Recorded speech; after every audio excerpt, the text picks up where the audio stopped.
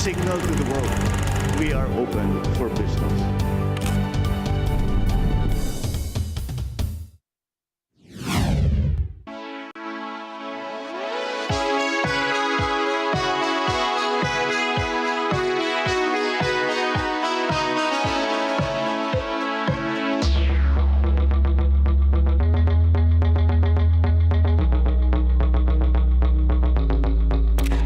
To the future. I am Patrick Rojas. And I'm Chezka Gonzales, and we're here for our exclusive coverage of Philippine Blockchain Week 2025. This year's theme, Decoded, dives deep into the fusion of blockchain, artificial intelligence, and cybersecurity, pushing the boundaries of innovation. Today, we'll bring you closer to the action, hearing directly from the movers and shakers of the industry, conference participants, and exploring key highlights like the Innovation Expo, blockchain workshops, startup showcases, and more.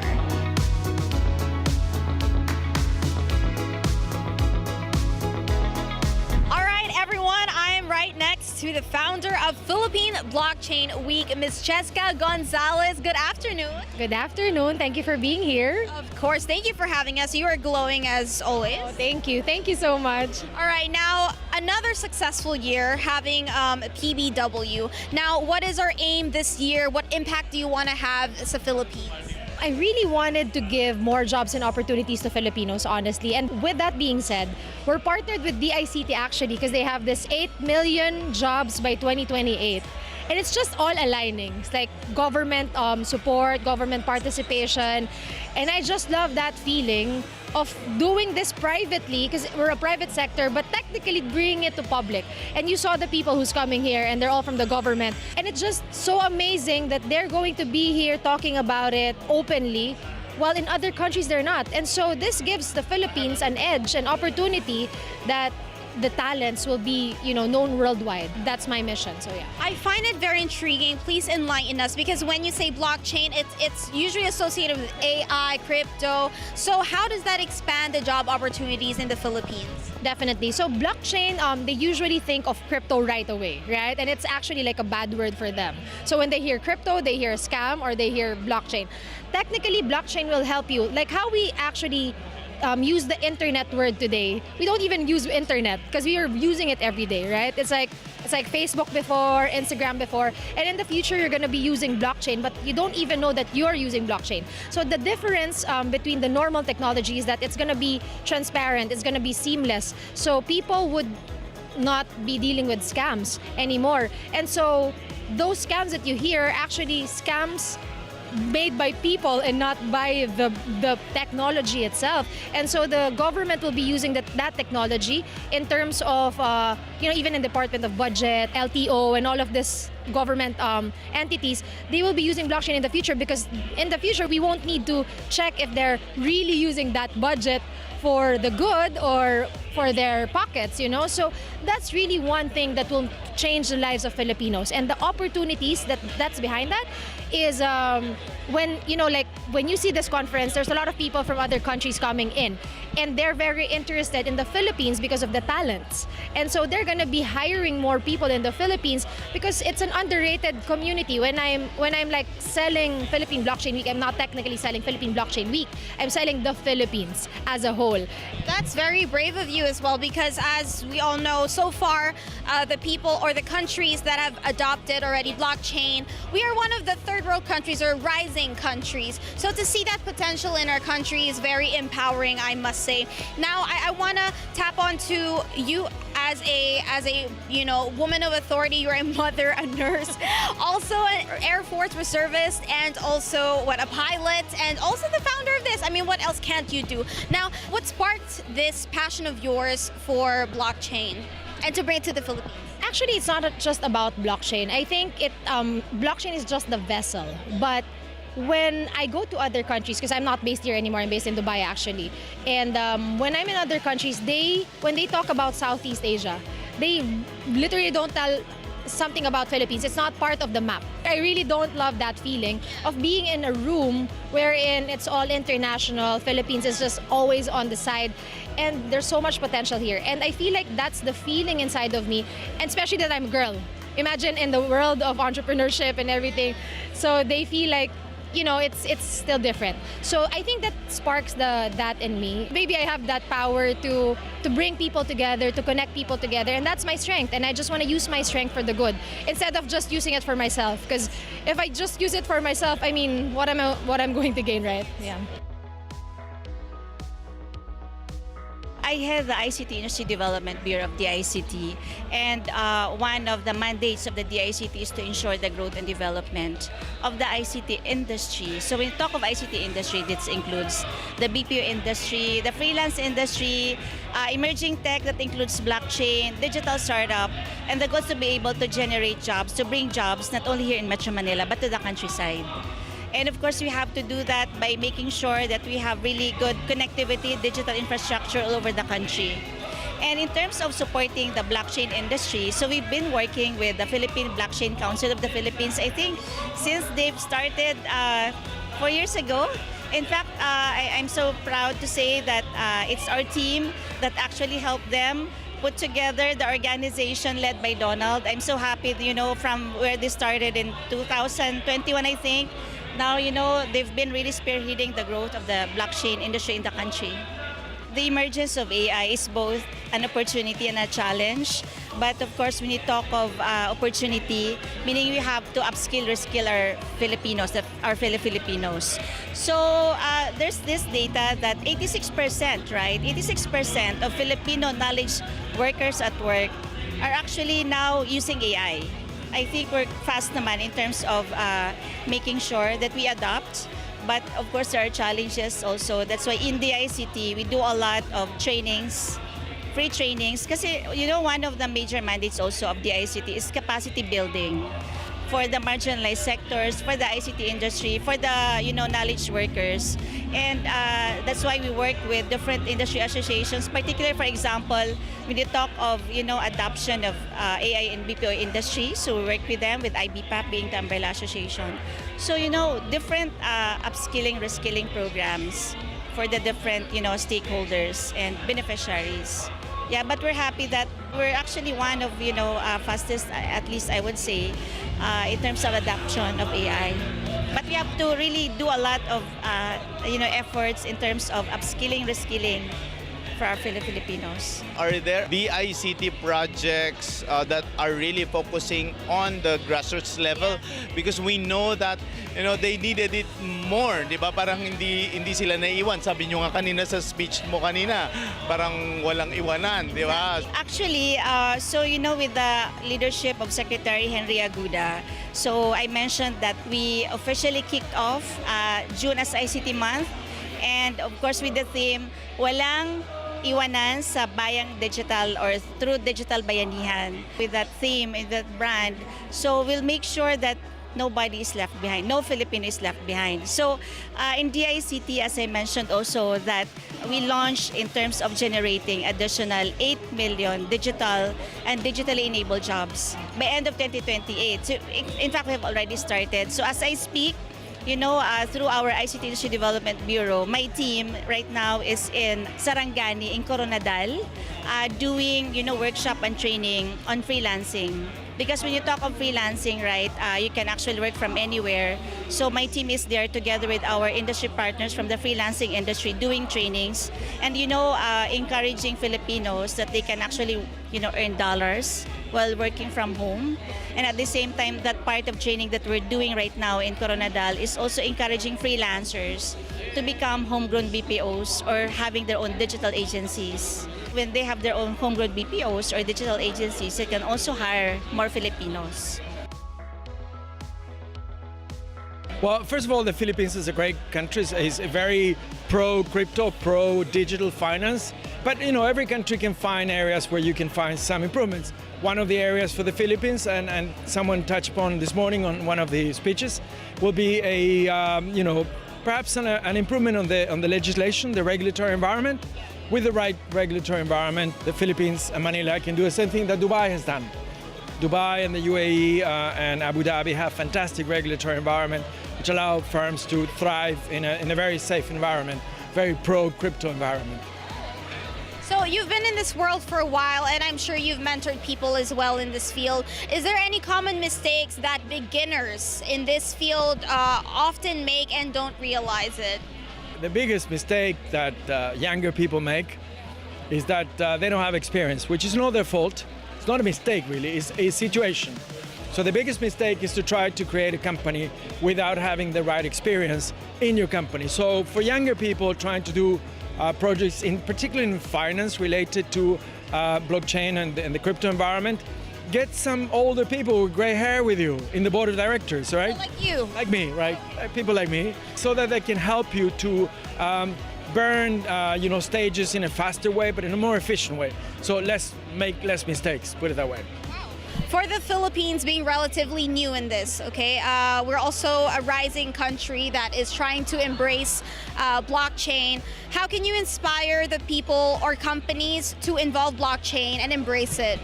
First of all, I think it's important to understand that it's happened on its own, right? So the world is moving into blockchain and crypto environment on its own. It's just a natural. And the reason is because the new generations of people like you, right, essentially grew up with, like my daughter, who's 18 years old. They grew up with tablets and with computers and with AI in the background, your ChatGPTs and whatever, and with blockchain technology. So basically what's happening is this is happening anyway. Now, how can it be done better? Basically by educating yourself. That's the reason why I became a director at the incubator at Canadian University Dubai, where what we're doing is providing the best possible information on the creation of companies and the use of technologies, innovation on this company. So this is a new project of Canadian University of Dubai. As I said, I'm the director, and what we're going to do is to create 10 companies per semester, real companies, all right? So I'm inviting every Filipino person that you can think of that want to create a company to come and work with us at Canadian University Dubai. They don't have to be present in Dubai. Part of this can be done, via videos or whatever. We have means of communication right now that are not the ones from our grandparents. So now we can do things, from the distance. So it's a fantastic new development at Canadian University Dubai. And I encourage everybody to go and just take a look at the website, all right? Canadian University Dubai, you'll find the information. Yeah. Today, I'm very curious to know, how do you envision the convergence of digital banking and Web3 in the next 2 to 3 years? Well, I think with a digital bank like Maya, we are connected to obviously Maya wallet. You're able to buy crypto for as low as 1 peso. So what we believe is that we want to democratize the many Maya users who could be bank users, who could be Maya wallet users, to be able to buy crypto for as low as 1 peso and be able to do that simply and securely through Maya itself. So you just log in through Maya, you come in and press on crypto, you'll be able to browse all the offerings that we have and be able to buy. So for those who are new to crypto, this is ideal for you because you'll be able to buy at a very low price. And we believe that in the future, obviously the market is also volatile. There'll be opportunities for you to be able to have a position in digital assets. And that's what we want all Filipinos to. Yeah, because in the Philippines, we're still a third world country, and there are many unbanked people or citizens of the Philippines. In what way can we improve the financial inclusion, especially in a digital world now, like you've mentioned? I think it's about accessibility, how easy it is for any Filipino. If you compare to our neighbors and people who are from overseas, we've really solved the last mile. Anybody can log into a wallet like us and be able to access and buy crypto. That's not something you can say in other countries. So we've solved the last mile problem. The question here is what next in terms of services that we can offer that make it super easy for you to use and being invisible to use as well. And Maya definitely bridging that gap as well. That's right. So that's what we are doing, trying to converge all the worlds together, be it on the wallet side, on the banking side, on the crypto side. But we've got something for everyone. I mean, our tagline is all in one bank. And I think every Filipino will be able to find something that we can provide as a service and make your life more simpler and more secure, and going through us that we can offer that to you. So come and explore. Just download Maya, get yourself verified, and be able to check out all our offerings. Please please tell me, as a coach of many traders in the Philippines and around the world, what can traders learn in this event? Trading in cryptocurrency technology is evolving very, very fast. We have regulatory improvements, developments for the past couple of months. We have already the political spectrum affecting cryptocurrency prices. So from a trader perspective, they need to learn and understand how the price of their crypto can evolve and network from the right individuals on these types of events and learn on those developments. Very interesting. Now, when you say trading or blockchain, this system is quite unfamiliar to other citizens in the Philippines. So for those who are intimidated by the idea, can you give us a brief explanation of what it is and how we could get into it for starters? Oh, okay. So cryptocurrency is a compounded word, crypto and currency. Crypto is unknown, anonymity, then currency is a system of money.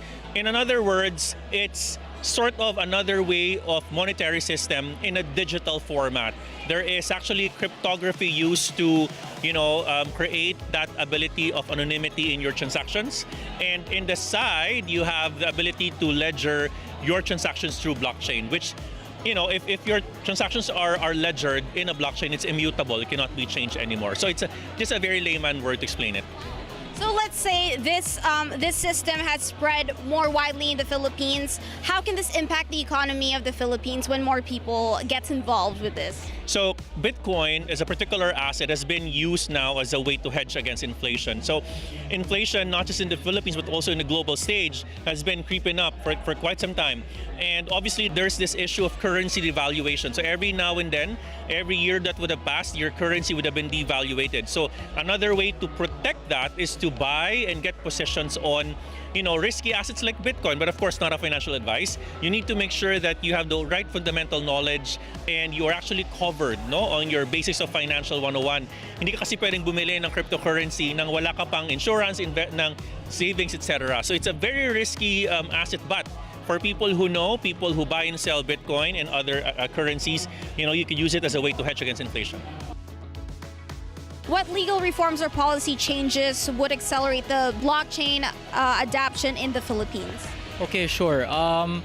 Legal reforms, I think I won't really say that we need reforms because we are actually headed in the right direction. In case you don't know, we are one of the few countries in the world that has embraced or really adopted blockchain. Since 2017, or even earlier, our central bank is one of the few central banks in the world that has recognized blockchain through the issuance of this virtual currency exchange. What is that? So this is where you see, let's say, the likes of coins.ph, even GCash, or even Maya or GoTime, that allows you to exchange your peso or fiat or peso into cryptocurrency. Cryptocurrency, the popular ones would be the Bitcoins, right? So you'll be able to buy cryptocurrency and either use it as a means of payment, or depends on how you want to see it, as an investment, or be able to use it for other use cases. So that's for the BSP. Of course, our SEC also, our Securities and Exchange Commission, has come up also with rules with respect to the other use cases of cryptocurrency, which is on recognizing it as investment contracts. So at least instead of investors or players hiding, they're encouraging everyone who would want to use the technology and offer it to our fellow Filipinos to register here because it is regulated in the Philippines. We are quite advanced, in this in the Philippine space. That's why we also wanted to highlight that in the Philippine Blockchain report that we launched today here in the Philippine Blockchain Week. What gave us the edge among the other third world countries to adapt the system, and how is it going so far with really implementing this in our system? We're very lucky that our regulators, namely the Central Bank, the SEC, or even the Insurance Commission, these are the main regulators pertaining to fintech or tech, especially with respect to blockchain, right? So our advantage there is the openness of our regulators open to these kinds of technology, blockchain and AI, and how to be able to offer new products and services to our fellow Filipinos, either to exchange their peso to crypto, and let's say even open opportunities to trade, allowing Filipinos to trade cryptocurrency no, as a means of investment and other investment opportunities. So we're very lucky that our regulators are up to date and they're really embracing this technology. So also for them recognizing that blockchain is not only cryptocurrency, blockchain is beyond Bitcoin. A lot of use cases, but it can even be, it's actually being used by the Land Transportation Office, hopefully in the future, the Registry of Deeds, to really promote transparency, with the use of this technology. How does it feel to be able to host such a major tech event? It feels amazing. We came, both of us, all the way from the UAE. So it's just wonderful to be in my 128th country. I love that it's the Philippines. The Philippines is such a hotspot for everything crypto, everything Web3, and so it is such an amazing place to come. The energy here, the enthusiasm is absolutely phenomenal. It's amazing to come back. Everything from what is being offered to even the advice that we're seeing and the evolvement of the information of the speakers and of what they're sharing. I like it because of the energy. It's different than any other event that I've actually hosted, moderated, I've had exhibits. So my thoughts are, I love the energy, I love the people, I love their willingness to learn. Everyone's here because we want to educate more individuals across the world on financial literacy and how to bank the unbanked. And we also want to create more on-ramping and off-ramping opportunities. And I love that the space is continually growing and Philippines is ahead of the curve. It was fun. Actually, super aga namin nandito to really set everything up. And seeing the community kasi right now nandito kami sa specific hall which is close friends only. Pre-loved items ng mga content creators. And it's also yung mga competitions na nangyayari, mga dancers, coming from different provinces as well. So you can see parang naging melting pot siya for different cultures, from blockchain technology to talents to meeting your favorite creators as well. So yeah, it's super fun. So I'm actually here to support one of my very good friends, Filipina pilot Chezka. She's the one who's facilitating Philippine Blockchain Week, and we were able to collaborate for this specific booth. So I'm here to showcase my artworks and some of my clothes na pre-love. Kasi kilala ako sa social media as a funny comedian type, pero hindi nila alam na I do artworks. Kaya this is my way of showing you guys, may depth naman ako, hindi lang naman ako puro tawa-tawa. Ito yung isang favorite ko. Wow! The story about this is that meron siyang 5 layer of paintings underneath. Hindi mo na makikita kasi naka-layer na pero it just goes to show na this painting symbolizes that you can start over again and again and again.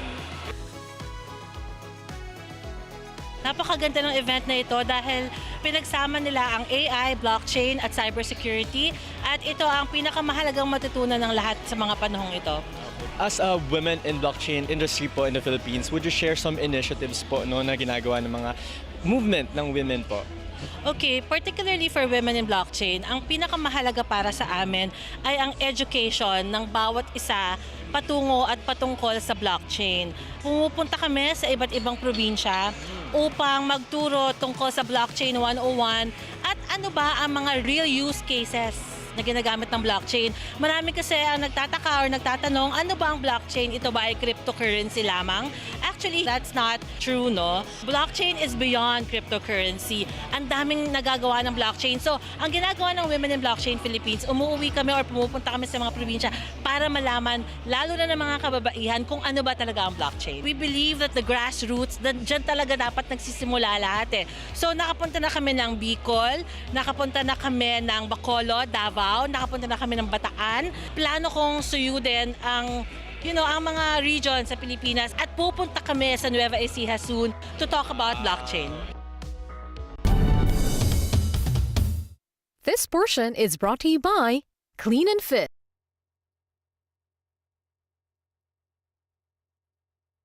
New Era University, where we guide every individual to their natural state of excellence. Enroll now, because New Era University awaits the future we can build together.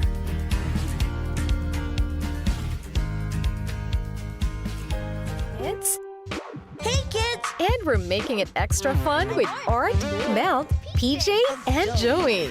Together with Ate DJ. That's it for today. Can you help us, friends? Yes!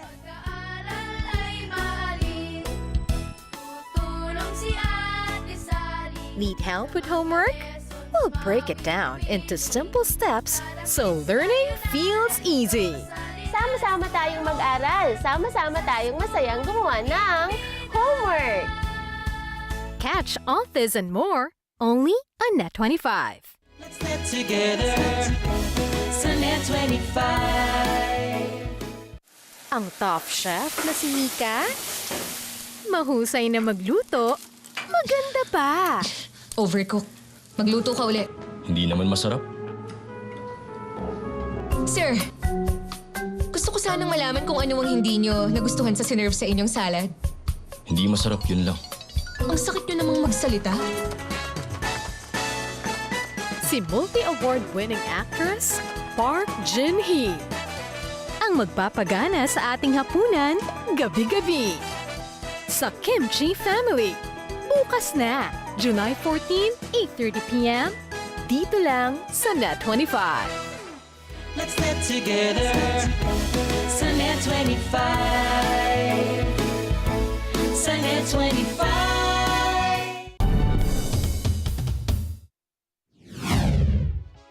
Open for Business is back, and with me is the man of the hour, Mr. Donald Lim. How are you, Sir Donald? Thank you, Cesar, for always having me. Ito nga, sir. So my first question is, what inspired Decoded, and what key message are you hoping to deliver to the broader public and business community? Okay, so for the past 4 years, or this is our 4th year already for the Philippine Blockchain Week. And year after year, parang napansin namin, no, na parang bakit pag pinag-uusapan namin ang blockchain, laging blockchain 101, hindi na natapos, right? And that's why we said, no, it's very much deeply rooted in tech. And not only on the tech part, but also by virtue of being decentralized, hindi makuha ng tao eh. They used to think that technology is owned by the few. Diba? So kaya hindi natin naintindihan masyado ang blockchain. So what we do is that we call it for this year, the theme is Decoded, so that we want to make sure that now we want to make it simpler, we want to make it accessible to the masa, no, to the bigger community. So in essence, this is making sure that lahat ng pinag-uusapan namin yan, talaga we made it very simple and also very, kumaga, very real life, no? Anong pwede talagang gamitin? Where can you use it beyond cryptocurrency? Saan pa pwede gamitin ang blockchain? Yeah. Speaking of the applications, what are the real-world blockchain applications ngayon po na mas familiar sa mga tao? Blockchain for me, no, is successful when you don't talk about it. Right? So the same way, 15 years ago, 20 years ago, we were saying na internet, wala pinag-usapan pa namin, Wi-Fi, internet, diba, is only successful when you do not talk about it but you feel it. Automatic, it's there already. So ganun din ang blockchain. So right now, we're going to see a lot of, for example, some government documents that are on the blockchain. May QR code, mas-scan mo na kung sino ang mga gumagamit ng dokumento na yon. We're going to see a lot, no, may mga proof of concepts already with land titlings, university records, mga transcript of records. We're seeing supply chain. So for example, from farm to, kumaga literal, to the supermarket or to the table, alam natin kung saan dumaan yung prutas na yon or yung gulay na yon. So nakita natin every time it's recorded, it's actually on the blockchain. So hindi natin what we call immutable, hindi mo mababago yon, hindi natin madadaya. We saw also the participation of both the private and public sector. So are there specific collaborations or partnerships with governments? Does this mean that we are also about to use blockchain technology in government transactions eventually? Yes, for me, no, that's why we do the Philippine Blockchain Week. If there is one comment that we always get from our global counterparts, lagi silang nagugulat bakit nandito ang governments. In some of their countries, their government is not very open to blockchain. Pag sinabing cryptocurrency, iniisip kagad nila illegal yon. So I think we're one of the freest, kumaga, free and open-minded yung mga sectors natin. At the same time, for example, our Securities and Exchange Commission naglabas na ng CASP, no, Currency Asset Service Provider regulations, no, mga regulatory comments, no. So the regulation legitimizes us, no. In many cases, for example, hindi na tayo pwede basta-basta mag-invest ka ng token na to, ng coin na to. They are now being held accountable. Mang maganda doon, una initially nag-react yung community. Pero right now we're already seeing, pag ganun, if someone is being held accountable, there's also more trust into the system. So I think our government is very much open-minded at malaking tulong yon sa atin. No? Kasi for example, in our economy, for example, yung mga NFTs, mga meme coins dati, maraming nag-invest, nagpasok ng pera, biglang naging zero yung value. So right now, may rules na that you have to set up office in the Philippines, you have to abide by certain rules, especially if you're getting money from the people. So with all of these regulations coming in, it strengthens our entire system because government now is helping the private sector co-create the rules, no, on what should be the guidelines when creating a blockchain project. Yung Pilipinas, makita natin medyo ano tayo, no, yung population kasi natin malaki talaga yung younger segment, no. So they will be the primary users. But what I always say, it's very important on the what I call the more older, more experienced segment to really create the laws. So our role is to create kumbaga the highways so that many people can really come in. Otherwise, kung masikip yung highway, walang makakadaan. Kung very restrictive or kung pangit ang highway, maraming naglolokohan, maraming issue na nangyayari. So what we want is really a wider road and all the entire ecosystem coming in, public-private sector coming in, putting their part. And then Donald, we're also looking at the Philippine blockchain's role in the regional platform. So how do you see the Philippines as a blockchain hub in Southeast Asia? Are we ready for that or are we still in the process of developing the local industry? Malayo pa tayo, pero ang maganda dito is at unti-unti. We're learning from our global counterparts, but at the end, no, kung ano yung tama, anong maling mga ginagawa nila, we're learning, and then eventually we will lay the right groundwork. I think for now, if you take a look yung ecosystem, eksakto yung mga government regulators anong mga ginagawa nila. The Blockchain Council, all the businesses coming in, no. Wala ka nang makita na biglang may mag-invest ng malaki, mag-open ng malaki, tapos biglang mawawala, no. I think right now we're creating a cohesive and at the same time, no, yung an ecosystem that has integrity. I noticed that this year there's more participants coming from the younger market. Why is that? The younger generations, we actually grew up playing games. A lot of that really helped us become digitally native, right? And because of that, everyone else over time now we're mobile friendly, we play games on our phones. Technology is within our grasp, and now the really questions is, can we connect technology that we interact towards opportunity to make a living? Or passion, right? That's why we have creators and so forth. And I think with the Philippine Blockchain Week, what they're currently doing is blockchain is really a fundamental technology for the future.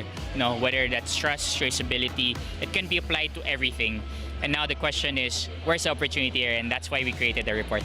The survey showed us where both the developers, the founders of these blockchain companies come from. So the ecosystem map, industry map is a really great way to know where they are from and who's supporting it.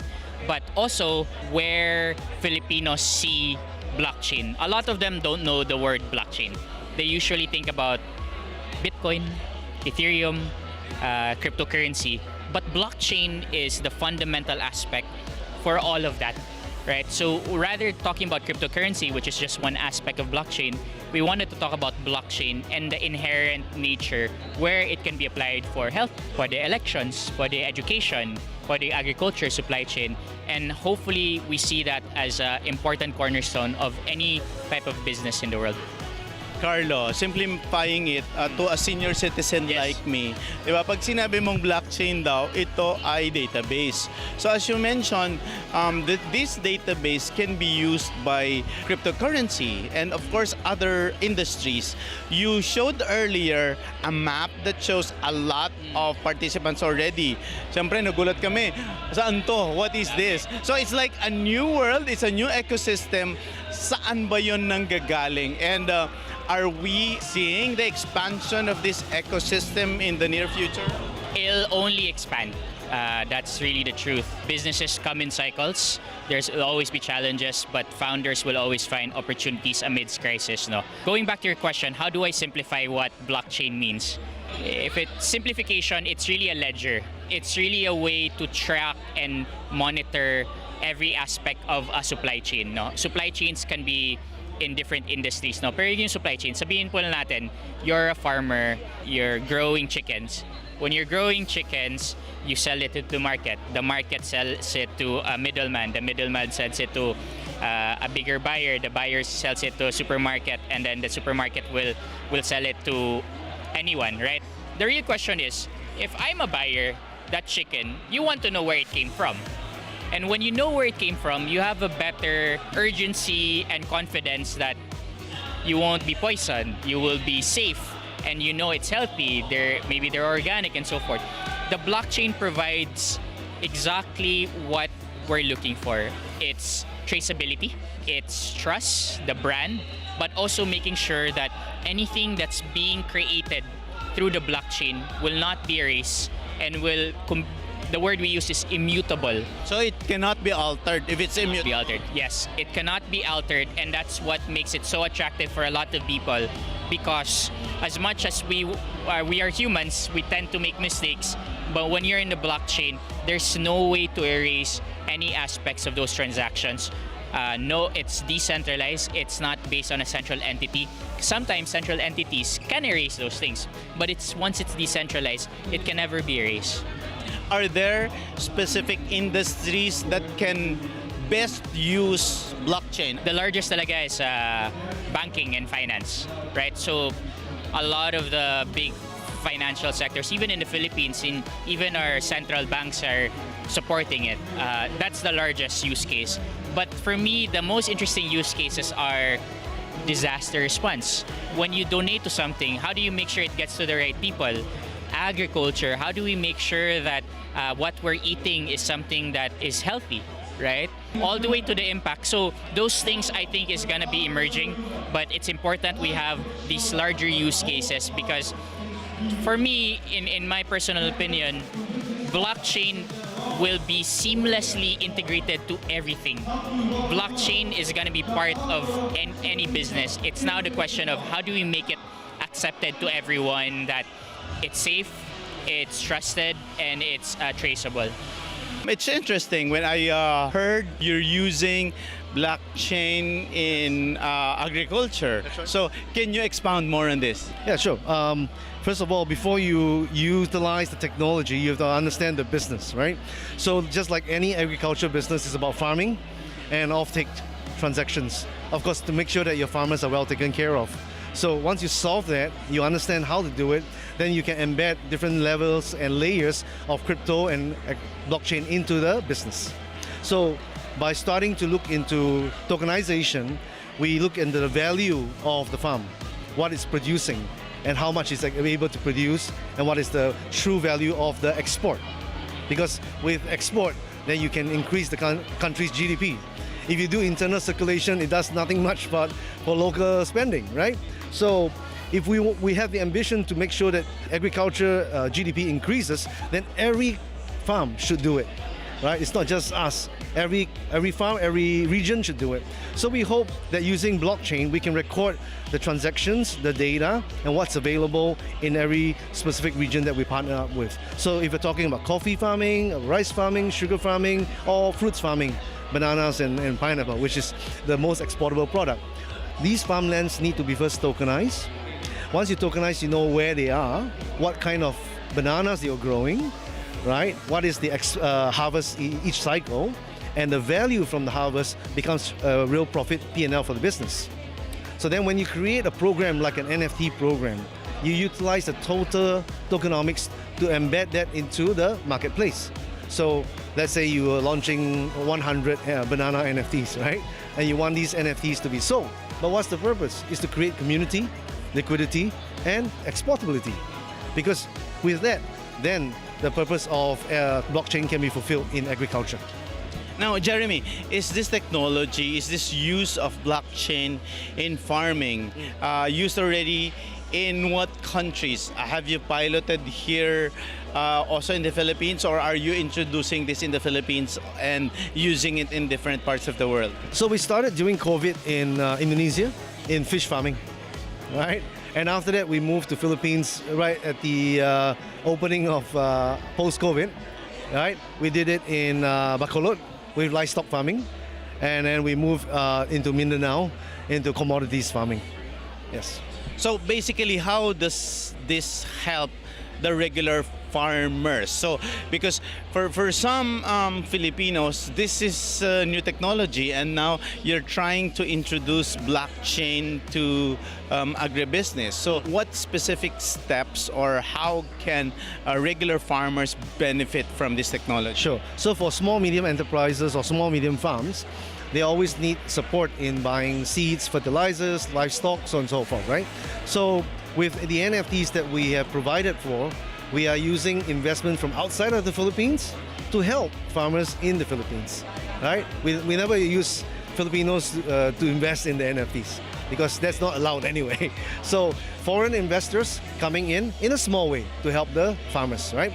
So what we've done is that in, let's say, a 10-hectare land in livestock piggery in Bacolod, we have funded piggeries in Bacolod to expand that and creating not just piggery but also a butchery that comes along with it.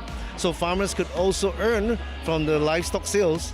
They also work at the butchery, so they have additional salary.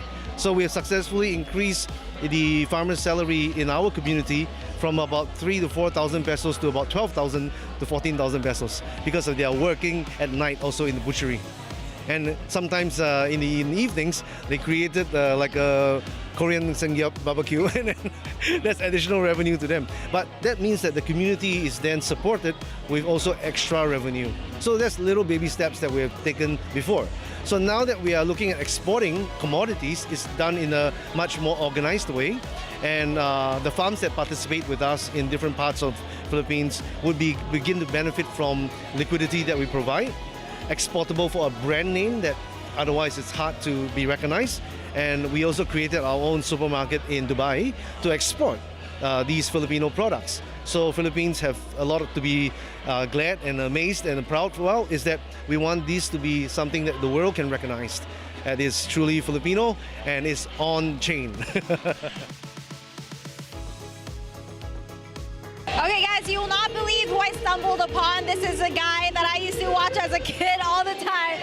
Elmo, good afternoon. How are you doing? Hi, good afternoon. I'm doing well. Super stoked to see you here. Please tell me about your booth. Yeah, so I have a booth here currently at Close Friends Only, selling pre-loved items. Actually, my brother is too. He has his own booth, but he's kind of busy right now. So yeah, we have some pre-loved items. We're also adding some merch of our dad's clothing line, Francis M Clothing Company. We're gonna add it too here. Yeah. You know, fun fact, very random. My dad and I are a big fan of your dad's work, his rap. Even you, like I mentioned, I used to watch you. Now, this is so intriguing. What brought you to a blockchain event?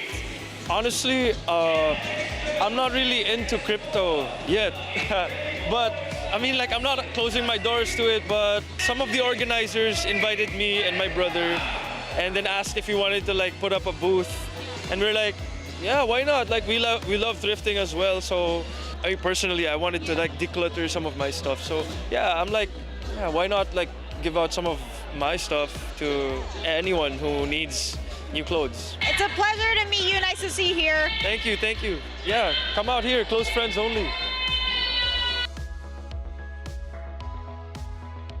We see that there's a lot of participation from the private industry and also a lot of organizations like yours supporting the blockchain industry.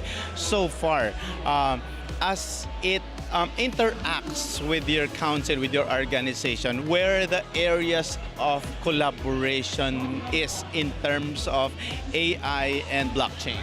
Blockchain is pretty much a platform that technology such as AI can use so that it complements how we service and function as an industry also. So Global AI Council Philippines is actually an association that is comprised of volunteer AI practitioners advocating for ethical AI adoption and integration in the Philippines. And the faster that we do this, the better for the country, diba? Because we're very much as a service provider of talent pool. And we're looking at AI technology as a possible new skills development for Filipinos to be our next resource for development of technology, globally, not only in the Philippines. So blockchain is a very good platform to integrate together with AI actually, so that in a lot of reasons, like for example, cybersecurity. right? So we call it an AI, blockchain, cybersecurity through data, through the strength of data. So if you combine all of these technologies together, it's going to set up a very strong platform for whatever the industry unfolds moving forward. We now see the shift of the whole industry, not only one specific industry, but various sectors of the society moving towards AI. We even in media also experience it, and we see the impact of this in terms of productivity and efficiency. So what's your view on the shift of the industry? And as they say, if you don't go into that technology, you will be left behind. I'd like to caution, so there's a lot of interest in AI because it's the shiny new thing right now. But don't forget that AI is only effective when you know the objective that you want to reach. Specifically, what do you want it to achieve, and do you actually have the data sets to achieve that properly? Just as we say that AI, there's a lot of fear about it taking over your jobs. The honest truth there is we actually don't know what the future jobs will hold because it depends on how we use this as a platform. It needs humans pa rin. AI is a platform and a tool at this moment that requires human intervention to function properly, to understand exactly what it's supposed to achieve, for us to really be the drivers as to where it's going to go and help really our industries flourish and move forward. Now, with the industry, what specific use cases are is AI being used now? Because as you said, with your, as you cautioned our viewers, which ones has the most, demand in terms of the need of the industry and maybe the regular customers? So, AI is a technology that I call a great equalizer.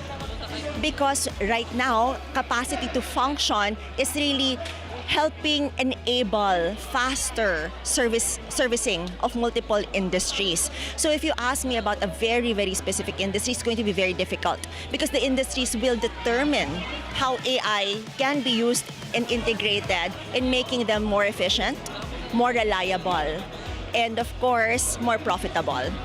Imagine that you as an editor and a writer, you always have many ideas, but not enough time to actually write it all down. AI can be your particular tool to make you more productive because now you can write all of your ideas down, use AI, and teach it to understand how your thought process goes, and so that you can come up with outlines of all of these ideas that you want to write about as fast as, let's say, the moment that you think about it, within minutes, you already have outlines. So you as a writer, you want to do so many, you want to write so many, and you need to research so many, becomes so efficient because now you can churn out not even only outlines or starts of articles, but also research in one prompt or one or two prompts or in a few prompts, right? And you can come up with all of these articles that will now service you, specifically you, at the end of the day. Are there specific opportunities that the council, the AI council, is looking at? If there are opportunities, what do you think? What is your vision of, this blockchain week to really achieve that will also help your council? Philippine Blockchain Week has been talking and advocating for the blockchain technology. That's why the theme for this year is Decoded. If we understand really how to use it, we work very closely with the Philippine Blockchain Association as well as Cybersecurity Council of the Philippines. If we really work together, we can actually fast-track the digitalization of the Philippines, diba? And then support all industries moving forward from this with a very strong combination of technologies. So Philippine Blockchain Week is very important because this is where conversations get decoded, right? And collaborations start, and collaborations flourish and continue as well.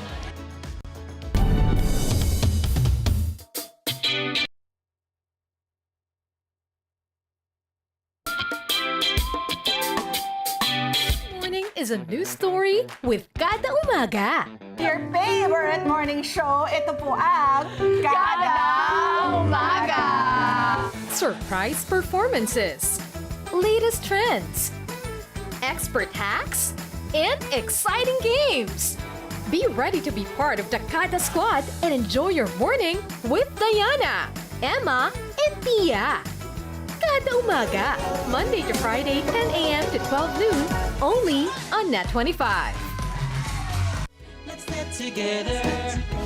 Sunnet 25. Sunnet 25. All the known matter in the universe is made of atoms. But some stuff is even smaller, like neutrinos, also known as ghost particles.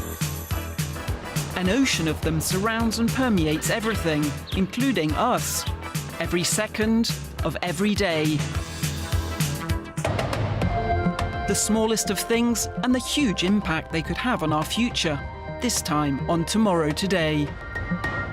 Well, I'm Ate Sherry Lynn. I'm your Tito Efren. And I'm your Tita Cynthia. And your Chef Mads. Nag-iimbita sa inyo tuwing Sabado at Linggo na laging subaybayan ang Ito ang Tahanan mula alas 8 hanggang alas 9 ng umaga dito lang sa Net 25. Meron din kaming Facebook page at YouTube channel. Like, share, and subscribe. Ito ang Tahanan! Let's get together. Sunnet 25. Sunnet 25.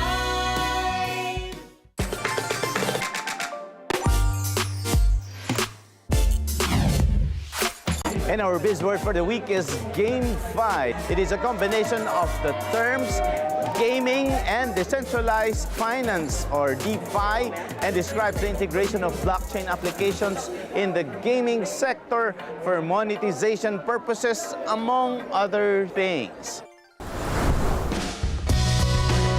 As we conclude our journey at the Philippine Blockchain Week 2025, it's evident that the Philippines is not just embracing blockchain technology, but is actively shaping its future. From regulatory advancements to grassroots innovations, the nation's commitment to digital transformation is unwavering. We hope this glimpse into the dynamic world of blockchain inspires you to explore the possibilities of this revolutionary technology. Until next time, stay curious and keep on decoding.